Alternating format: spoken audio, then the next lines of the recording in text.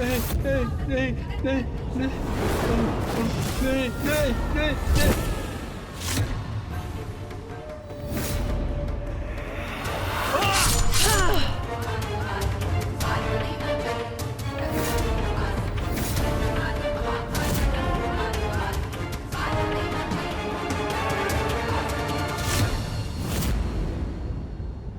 दुष्टों की दुष्टता का अंत भयानक ही होता है।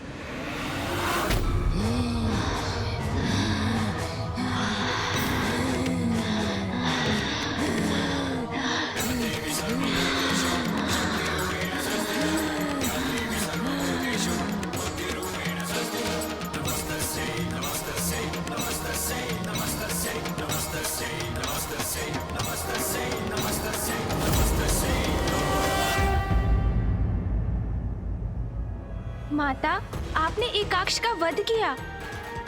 आपकी 64 योगिनियों ने उस पापी की सेना का अंत किया। तो माता, क्या यही आपका छिन्नमस्ता स्वरूप था? प्रथम पूज्य गणेश जी, हम देवताओं ने भी ऐसा भयानक युद्ध और ऐसा संहार कभी नहीं देखा था। किंतु उसके बाद जो हुआ। क्या हुआ देवराजन?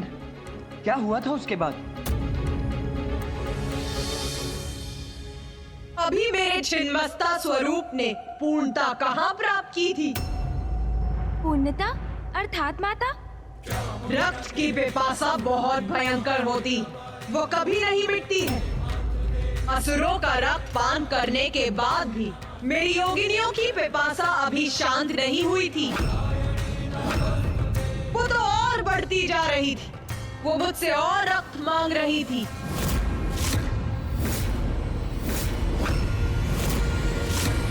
और रक्त माता? तो किसका रक्त दिया आपने उन्हें? रक्त दीजिए माता, रक्त दीजिए माता, रक्त दीजिए माता, रक्त दीजिए माता, रक्त दीजिए, कृपया रक्त दीजिए माता, हमें रक्त दीजिए, हमें और रक्त चाहिए माता, हमारी रक्त पिपासा बुझी नहीं है, हमें और रक्त चाहिए, रक्त दीजिए माता, और माता, हमें रक्त दीजिए, कृपया कीजिए माता। रक्त चाहती है और रक्त चाहती हैं योगिनी। जो उन्हें प्राप्त नहीं हुआ तो वो सर्वत्र संहार करेंगे। किंतु अब असुर शेष नहीं रहे। तुम किसी रक्त का पान करें हम। हमें रक्त चाहिए माता। हम भूखी है माता, भूखी है हम। हमारी भूख मिटाइए माता। समस्त संसार को मैं भोजन प्रदान करती हूँ, फिर तुम सभी को भूखा मैं कैसे छोड़ सकती हूँ मेरी योगिनियों? भूखी है हम। माता हूँ मैं तुम सभी की।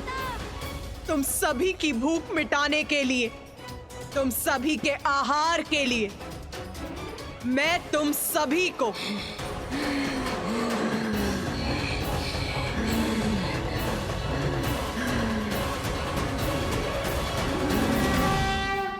अपना रक्त दूंगी, अपना रक्त दूंगी, अपना रक्त दूंगी।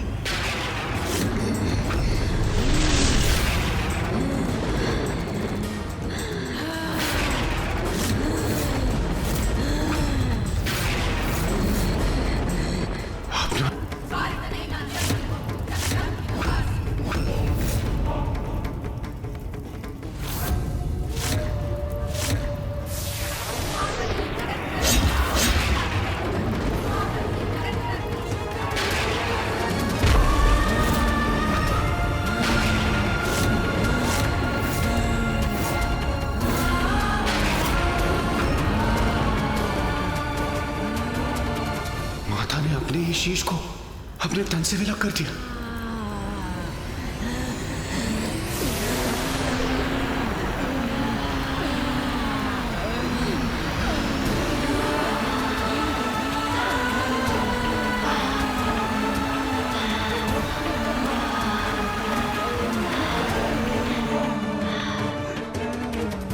कितनी अद्भुत है माता की लीला। अपनी योगिनियों की तृष्णा को शांत करने के लिए वो स्वयं अपना ही रक्त बहा रही। जय मां छिन्नमस्ता।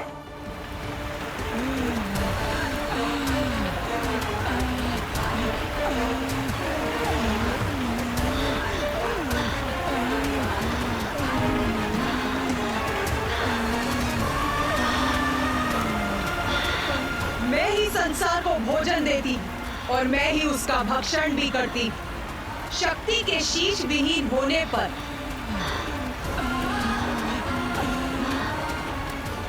महादेव भी अपने शीश रहित कबंध रूप में प्रकट होते और देवी छिन्नमस्ता के साथ कबंध रूप में रहते। आप महान हैं माता, दया की सागर हैं आप। देव, असुर, मानव, जो भी निष्कपट भाव से आपकी सच्ची पूजा करता है उसे आप अपनी कृपा का आशीष देती हैं, वरदान देती हैं उसे आप। और जब कोई अपनी सीमा का उल्लंघन करता है तो उसे दंडित भी करती हैं आप। अपनी संतानों के भरण पोषण के लिए आपने अपने ही शीश को त्याग दिया माता। माँ, सृष्टि की रचयिता हैं आप, सब कुछ आपसे ही जन्मा है। आप ही सबकी पालनहार हैं। सृष्टि के संतुलन को स्थापित रखकर उसकी रक्षा भी आप ही करती है माता।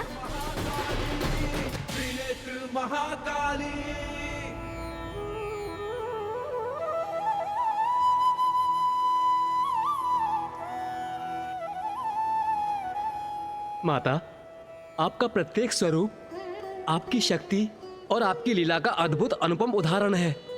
अब हमें अपनी माता छिन्नमस्ता के स्वरूप की महिमा और उसका फल बताने की भी कृपा कीजिए। मेरे इस रूप की कृपा से मेरे भक्तों को समूह स्तंभन की शक्ति प्राप्त होती और उसके शत्रु समूल नष्ट हो जाते। प्रत्येक संघर्ष में उसे विजय प्राप्त होती और साथ ही उसे राजयोग भी प्राप्त होता है।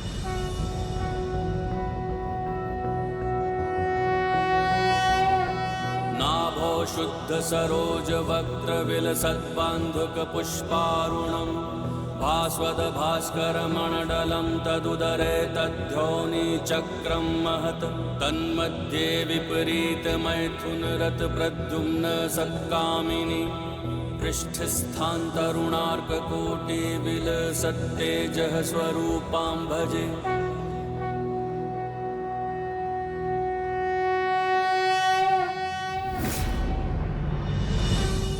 प्रणाम माता।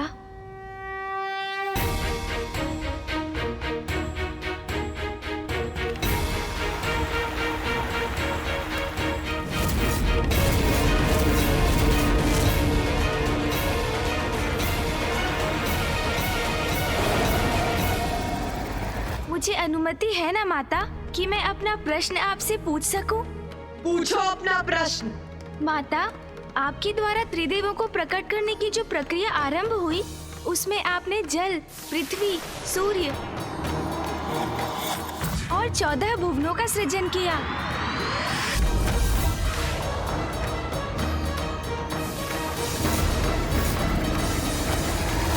तत्पश्चात 84 लाख योनियों को आपने जीवन भी दिया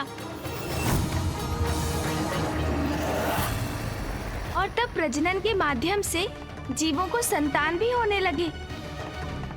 इसके उपरांत आपके द्वारा सृष्टि की रचना का कार्य पूर्ण हो गया होगा ना माता? कार्य पूर्ण हो गया? बताओ मुझे गणेश, क्या है जीवन का चक्र? कैसे पूर्ण होता है वो? माता, सर्वप्रथम जन्म, फिर जीवन और फिर मृत्यु, यही जीवन का चक्र है।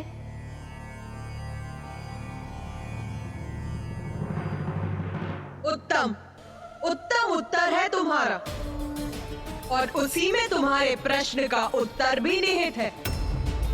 सुनो, जीव अब संतानों को जन्म दे रहे थे। जीवों की संख्या में वृद्धि हो रही थी किंतु उनकी मृत्यु नहीं हो रही थी। इसीलिए प्रकृति में असंतुलन उत्पन्न होने लगा और इसीलिए मेरे दूसरे अवतार के। हाँ माता, किंतु माता फिर सृष्टि पर जीवन चक्र, पृथ्वी पर प्रकृति का संतुलन कैसे स्थापित हुआ?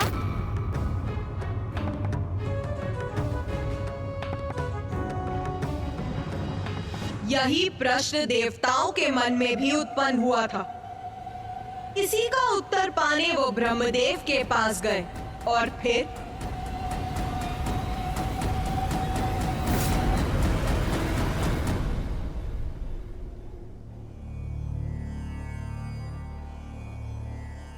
प्रणाम ब्रह्मदेव।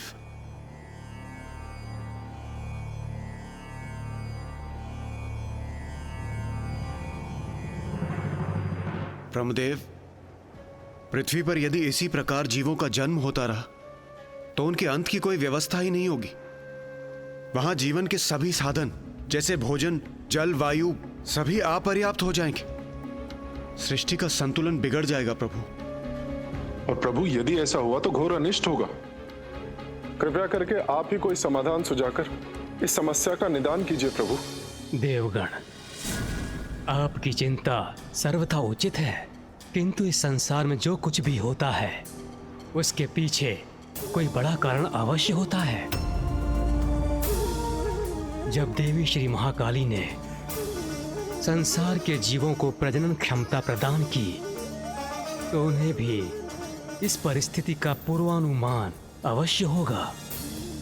इसका हल पाने के लिए हमें देवी श्री महाकाली की प्रार्थना कर उनसे हमारे मार्गदर्शन की गुहार लगानी चाहिए।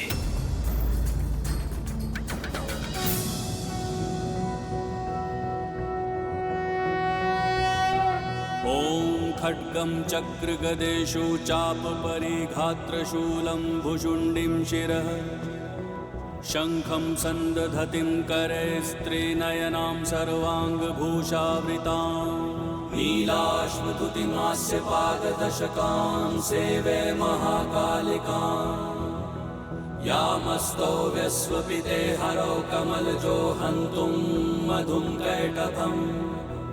ॐ जयन्ती मङ्गलकाली भद्रकाली कपालिनी दुर्गा क्षमा शिवा धात्री स्वाहा स्वधा नमोऽस्तुते।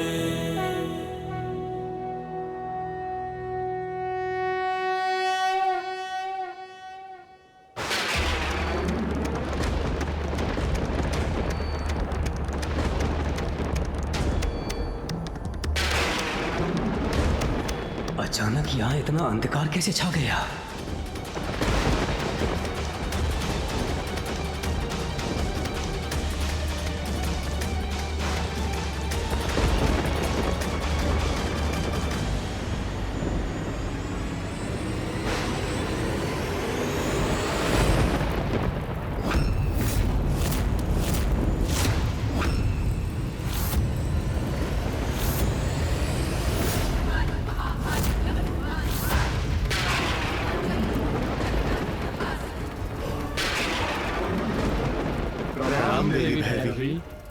प्रणाम देवी। मृत्यु मृत्यु मृत्यु मृत्यु है आपकी समस्या का समाधान। मृत्यु है आपकी समस्या का समाधान। मृत्यु है आपकी समस्या का समाधान। मृत्यु तो उनके अंत की कोई व्यवस्था ही नहीं होगी। सृष्टि का संतुलन बिगड़ जाएगा प्रभु। और प्रभु यदि ऐसा हुआ तो घोर अनिष्ट होगा। कृपया करके आप ही कोई समाधान सुझाकर इस समस्या का निदान कीजिए प्रभु।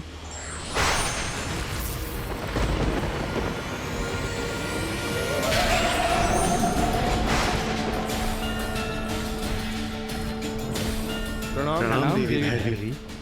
प्रणाम देवी। मृत्यु मृत्यु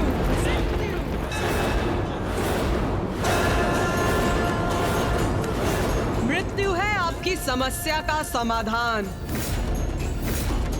आयु समाप्ति पर होने वाली स्वाभाविक मृत्यु, किंतु अभी मेरे द्वारा जीवों की आयु और मृत्यु का विधान निहित होना शेष है और अपने भैरवी स्वरूप में मैं वही करने आई हूँ। आयु समाप्त होगी तो जीव की मृत्यु हो जाएगी, ये तो उचित है। किंतु हमें यह कैसे ज्ञात होगा कि किस जीव की क्या आयु होगी और उसका अंत कैसे होगा? जीवों के जन्म के साथ जब उनके जीवन का आरंभ होगा तब ब्रह्मदेव उनकी आयु भी निर्धारित करेंगे। प्रत्येक युग में मनुष्यों की आयु और लंबाई भिन्न होगी। सतयुग में मनुष्यों की आयु 100 सहस्त्र वर्ष और लंबाई 21 हाथ होगी। त्रेता युग में मनुष्यों की आयु 10 सहस्त्र वर्ष और लंबाई 14 हाथ होगी। द्वापर युग में मनुष्यों की आयु होगी सहस्त्र वर्ष और लंबाई 7 हाथ होगी, और कलयुग में मनुष्यों की आयु होगी 100 वर्ष और लंबाई 3.5 हाथ होगी। और जैसे जैसे कलयुग आगे बढ़ेगा, मनुष्यों की आयु कम होती जाएगी और लंबाई भी कम होती जाएगी, और कलयुग के अंत में मनुष्यों की आयु केवल 12 वर्ष रहेगी और लंबाई बहुत छोटी रह जाएगी। सामान्य रूप से युग के अनुसार मनुष्यों की यही आयु अवधि रहेगी, किंतु प्रत्येक मनुष्य की वास्तविक आयु उसके पूर्व जन्म के कर्मों के अनुसार उसके जन्म के समय निर्धारित होगी, जो दीर्घ भी हो सकती है और अल्प भी हो सकती है। माता, मनुष्यों की मृत्यु के बाद उनका तन मिट जाएगा, किंतु आत्मा कहाँ जाएगी? मेरे भुवनेश्वरी स्वरूप में 14 लोकों की रचना की थी मैंने।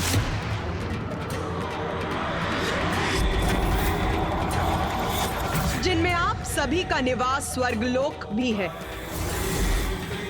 अब मैं अपने भैरवी स्वरूप में उस विशेष लोक की रचना करूंगी, जहां जीवन के उपरांत नश्वर शरीर के नष्ट हो जाने पर आत्माओं का वास होगा।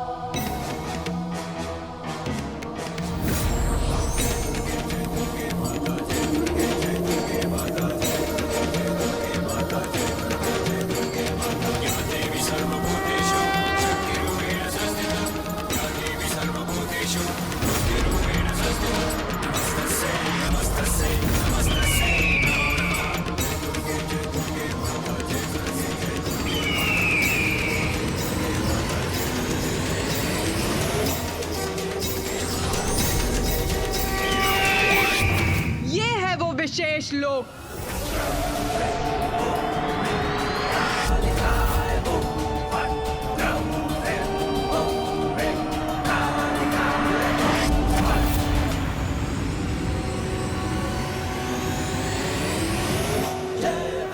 धर्म परायण और सदाचारी जीवों की आत्माओं को यहाँ स्वर्ग लोक के सुखों का अनुभव होगा, और जो दुराचारी और धर्म भ्रष्ट जीवों की आत्माएं होंगी, ये लोक उनके लिए नर्क के समान होगा।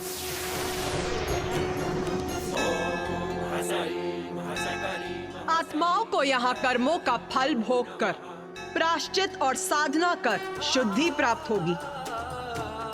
प्रत्येक मनुष्य को उसके कर्मों के अनुसार मेरे देवी भुवनेश्वरी द्वारा रचित भिन्न लोकों में जाना होगा। जो सत्कर्म कर यहाँ पहुंचेंगे, उन्हें यहाँ के बाद स्वर्ग में स्थान प्राप्त होगा, और दुष्कर्मियों की आत्माओं को निम्न लोकों में जाना होगा। किंतु जिन जीवों के लिए भक्ति ही सर्वोपरि रही, मेरी या किसी अन्य ईश्वर की, उन्हें मोक्ष की प्राप्ति होगी, और वो विष्णु लोक, ब्रह्मलोक अथवा कैलाश अर्थात दिव्य लोकों में स्थित होंगे। अद्भुत माता, जीवन और मृत्यु के चक्र को स्थापित करने हेतु प्रकृति के संतुलन को सुचारू रूप से बनाए रखने के लिए आपने अपने माता भैरवी स्वरूप में एक ऐसे लोक का निर्माण किया जहां मृत्यु के उपरांत आत्माओं का निवास हो।